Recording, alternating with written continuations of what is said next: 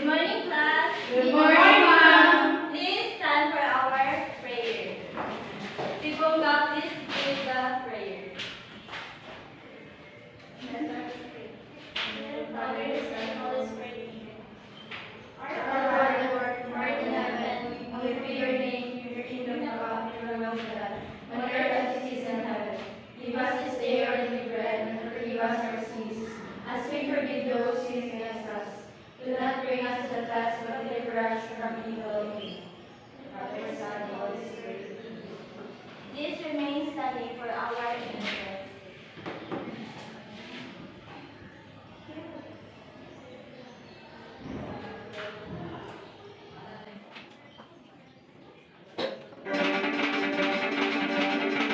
I can go left, I can go left, I can go right, I can go right, I can go up, I can go up, I can go down, I can go down, I can go forward, I can go back, I can go forward, I can go back, I can go top, I can go mid, I can go bottom, and again, I can go forward, I can go back, I can go forward, I can go back, I can go top, I can go mid, I can go bottom, and again, I can turn, go over back, so I'm back, where I start, go away, go over back, so I'm back, where I start, I can turn, all the way back, so I'm looking to the back, I can turn, all the way back, so I'm back, where I start.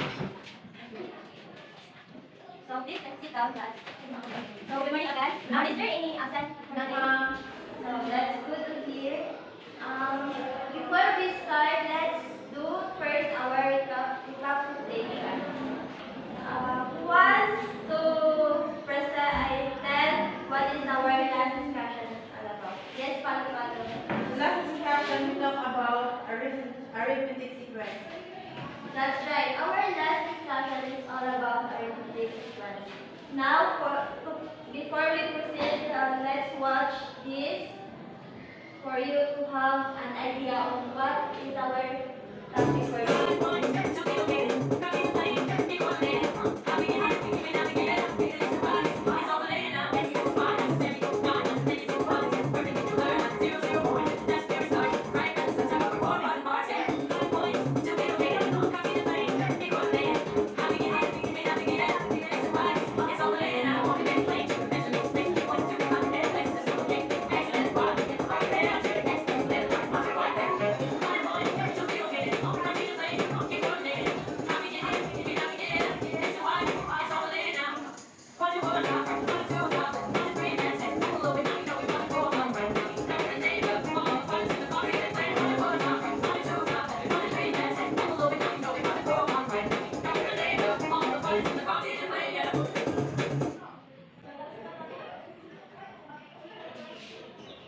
So based on the video you just watched, what is your thoughts about this image?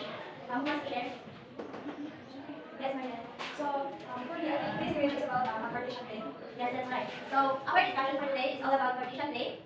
This graph or linear equation are drawn using the rectangular coordinate system or the Cartesian coordinate system. It is composed of horizontal line and vertical line that are perpendicular to each other. The horizontal line are called the x-axis, while the vertical line is called the y-axis. The point of intersection of the two axes is called the origin. So our topic is all about rectangular coordinate system. So please read our outline. At the end of the class discussion, the students are expected to investigate and analyze the concept of the rectangular coordinate system and its related terms through collaborative investigation. Demonstrate effective teamwork skills by actively engaging in group discussions, sharing ideas, and supporting peers in preparing game content. Apply critical thinking and problem-solving skills to operate platform or technique, and determine the coordinates of given point requires observation and peer collaboration. Of this discussion, we can encounter these different terms. So let's define each term. Please read the Graphs of linear equations are drawn using the rectangular coordinate system, also known as the Cartesian coordinate system. It is composed of horizontal underline and vertical underline that are perpendicular to each other. The horizontal line is called the x-axis, while the vertical line is called the y-axis. The point of intersection of the two axes is called the origin. So this is the image that represents the rectangular coordinate system, which composed of the horizontal line and the vertical line. It also composed the four quadrants, which is in this side, upper is the quadrant 1, next is the quadrant 2, quadrant 3, and quadrant 4. In the quadrant 1, we can locate the points both positive, and in the quadrant 2, we can locate the points that negative and positive. Quadrant 3 is both negative, and quadrant 4 is positive and negative. So again, who wants to tell what point is located to quadrant 1? Both positive. And how about quadrant 2? Both negative. Negative and positive. Quadrant 3? Both negative. And how about quadrant 4? Positive and negative. So this is the these are the terms that we are going to encounter as we proceed in this discussion. So, order pair, the point corresponds to an order pair x and y, where both x and y are its coordinate. So, the coordinate of the point determines its location. So, x is our x coordinate or axis na, y is our y coordinate or our coordinate. So I have here 5 examples on how to plot the following points on the rectangular coordinate system. So, example 1. To plot the point M with coordinate 3 and 2, move 3 units to the right of the origin and 2 units to the up. So, we can locate our 3 and 2 sa what? Given the region. Next is example. The point. So, I plan to plot the point A with coordinate -1 and we move 1 unit to the left of the origin and 2 units to the up. So, I have here a different example who wants to answer this on how to locate. So, how are we going to locate the 1, 2, and 2 points? So, what I do? So, to locate the positive 4 and negative 5 is they're located in the fourth quadrant, which is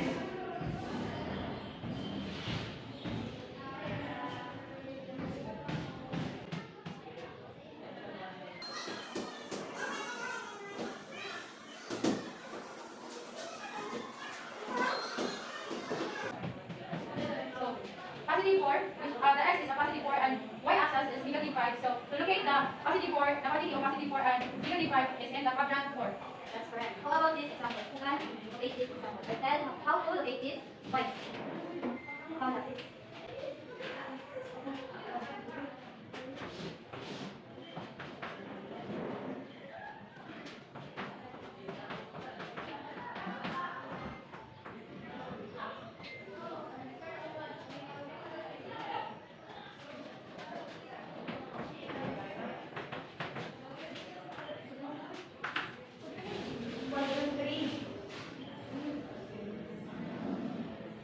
How to locate? It is under quadrant 3. X is equal to 0 and y is equal to -5. That's correct. So let's proceed on locating the quadrants of the points. So here are the examples on how to locate quadrants on the rectangular coordinate system. So example, we have here for example, first is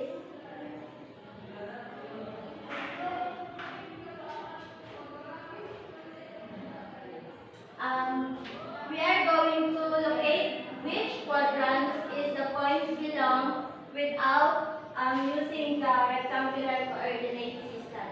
So, number 1 is locate the point C with the set of points 8 and -3. Which quadrant is quadrant 4. That's correct. How about A? Which quadrant? Quadrant 3. The R Quadrant 1. and the E is Quadrant 2. So here's the solution on how we are going to locate. So the x coordinate of the point C is positive and its y coordinate is negative. Those points C is lying in a quadrant 4 and the E is the x coordinate of point A is negative and its y coordinate is negative. So those points A lies in quadrant 3 and C is the x and y coordinate are both positive. Hence the point R lies in quadrant 1. And the last is the x coordinate point E is negative and the y coordinate is positive. Hence the point E is in quadrant 2. So to know that if you already know about my topic, let's do some activity. So in this part of 1 is we're going to group you into 2 groups and each group will have representative to plot the points here in the board. So please take a picture of this given question.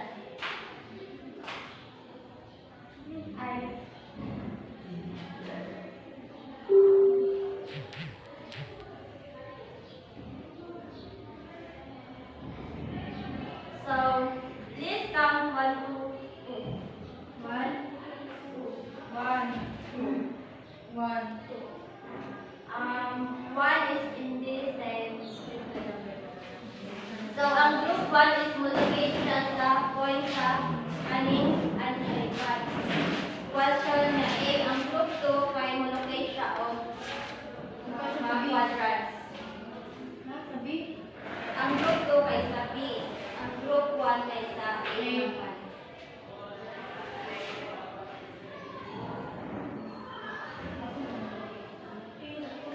Ikan na siya. So I will give you 3 minutes to answer.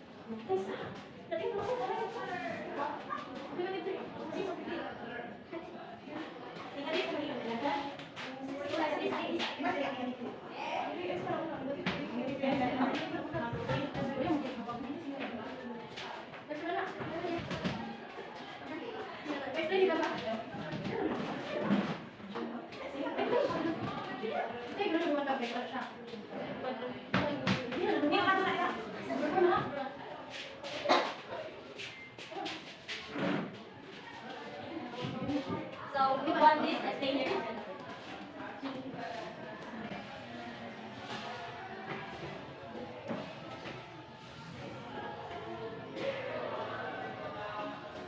So in quadrant 1 we have 5, 3. In quadrant 2 we have negative 4 and 4. And the D is negative 3 and 4. In quadrant 3 we have the F, negative 1, 6, and in quadrant 4 we have H, which is 2 and negative 3. Okay, so your answer is correct. Let's take a look to the group 2. Represent.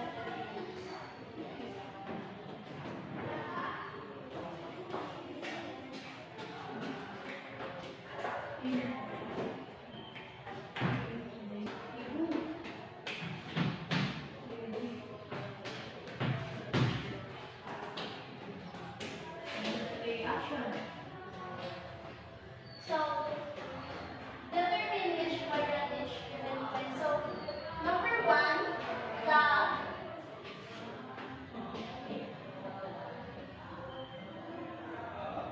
so number 1, we locate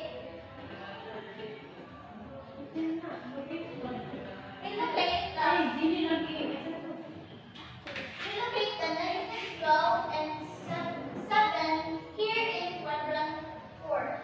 And for number 2, we locate positive 4 and negative 8 in here quadrant 4. And for number 3, we locate the positive 6 and 15 here in quadrant 1 since it is both positive. And for the last number, we locate the negative 3 and 11 here in quadrant 2. So your answer is correct.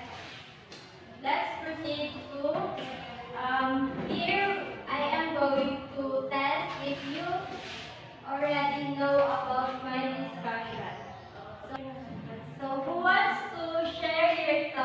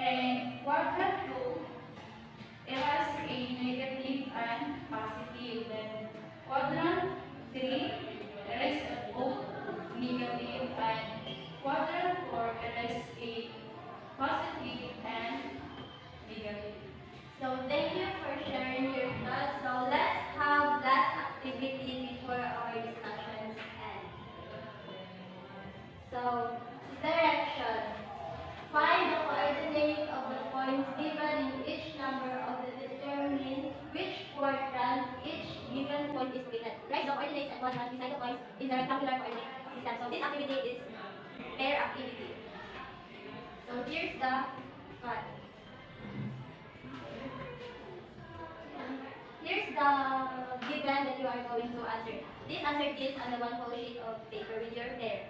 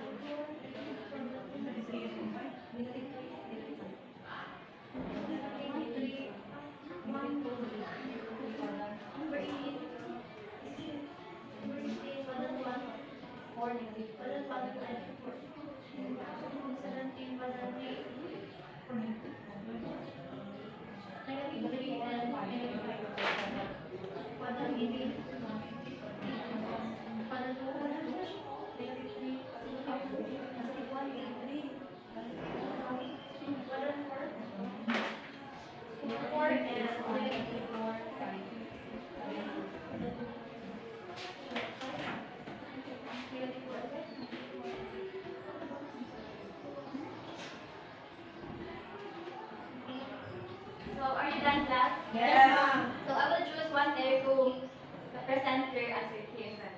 So Miss Beverly and Paula, this is the answer.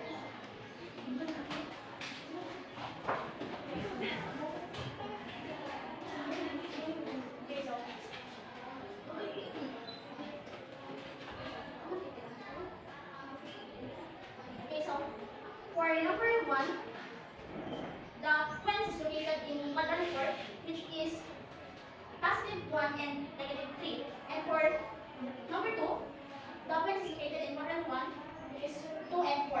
And for number 3, the points is located in quadrant 3, where it is negative 3 and negative 5.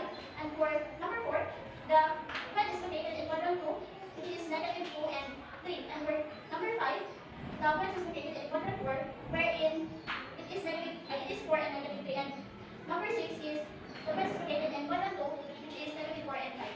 So thank you for sharing your answer. So please manipulate your picture.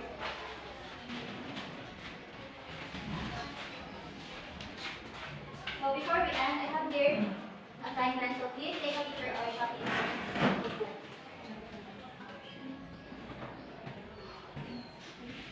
So that's the end of my topics all about rectangular coordinate system. Hope you learn about my topics. So that's all. Please stand up for our meeting. Father, Son, and Holy Spirit. For the name of God, in Jesus' mighty name. So goodbye and thank you, class. Goodbye, thank you, ma'am.